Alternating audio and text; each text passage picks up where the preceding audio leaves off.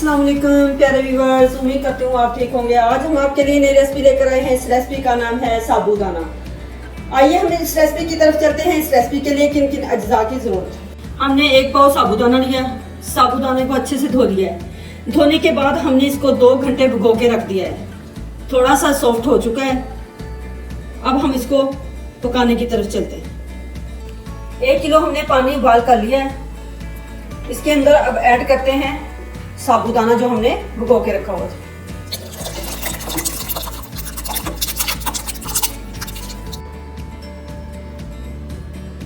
साबूदाना हमने इसमें ऐड कर दिया है उबले हुए पानी में। उस वक्त तक हमने मुसलसल हिलाते रहना जब तक ये सॉफ्ट ना हो जाए।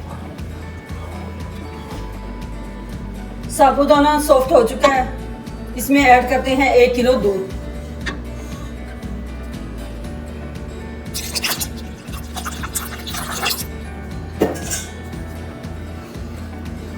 दूध हमने शामिल कर लिया है। अब इसको मुसलसल हिलाते रहना है।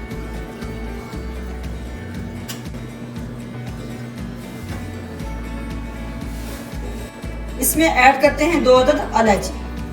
अब इसको मुसलसल हिलाते रहना है।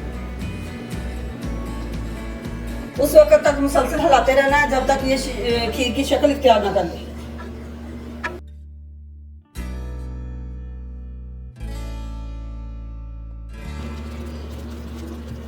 इसमें ऐड करते हैं 1 टेबलस्पून नारियल बारीक चॉप किया हुआ,